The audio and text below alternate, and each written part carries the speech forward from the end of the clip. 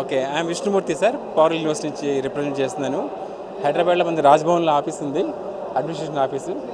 Power university న్యాక్లో A++ ఉన్న ఏకైక యూనివర్సిటీ గుజరాత్ వడోదరలో. ఓకే.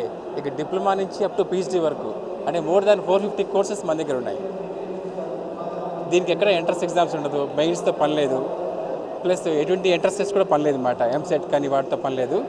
ఇంటర్మీడియట్ మార్క్స్ బేస్ చేసుకుని యూనివర్సిటీ మనకి సీట్ అలాకేట్ చేస్తుందన్నమాట. అబోవ్ 90% స్కోర్ ఉన్న పిల్లలందరూ కూడా దీంట్లో 1,50,000 ఫీజు మాత్రమే ఉంటుంది. దీంట్లో ఏంటంటే మిగతా కాలేజీలకి దీనికి డిఫరెంట్ ఏంటంటే మిగతా ప్లేస్మెంట్స్ కానీ లేకపోతే ఎడ్యుకేషన్ పరంగా చాలా స్ట్రాంగ్గా ఉంటుందన్నమాట. ఇది 2 సెక్టార్స్ అన్నమాట. ఎడ్యుకేషన్తో పాటు వీళ్ళకి అదర్ యాక్టివిటీస్ బాగా ట్రైన్ చేస్తుంది. అంటే CRS సిలబస్ అనమాట. లైక్ వాళ్ళకి NCCలో కోచింగ్స్ ఉంటాయి, నేవీ కానీ ఆర్మీ కానీ డిఫెన్స్ కానీ దాంట్లో కూడా ఇంటర్నల్గా కోచింగ్స్ ఉంటాయి వాళ్ళకి.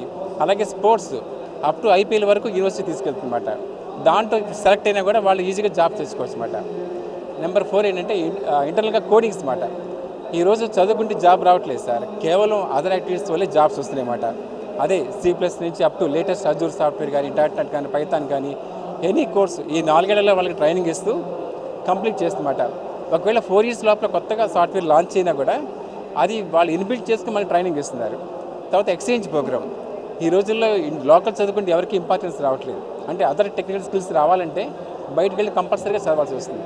ఈ యూనివర్సిటీకి ఆల్మోస్ట్ 120 యూనివర్సిటీస్ మనకి టైప్ అయి ఉన్నాయి ఇంటర్నేషనల్ లెవెల్లో. అది యూనివర్సిటీ బ్యాకప్ ఉంటుంది, వీసా సపోర్ట్ చేస్తుంది. అక్కడ చదువుకోవడం వల్ల సర్టిఫికెట్స్ వస్తాయి మనకి. ఆ తర్వాత ఫైనల్గా ఇంటర్న్షిప్ అన్నమాట.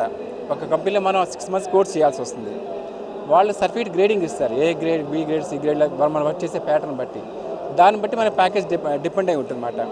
ఇది ఫైనల్గా మన జాబ్ సెక్టార్స్ అన్నమాట. అది ఫైనల్గా యూనివర్సిటీ బ్యాక్గ్రౌండ్ అన్నమాట అది. Okay, thank you.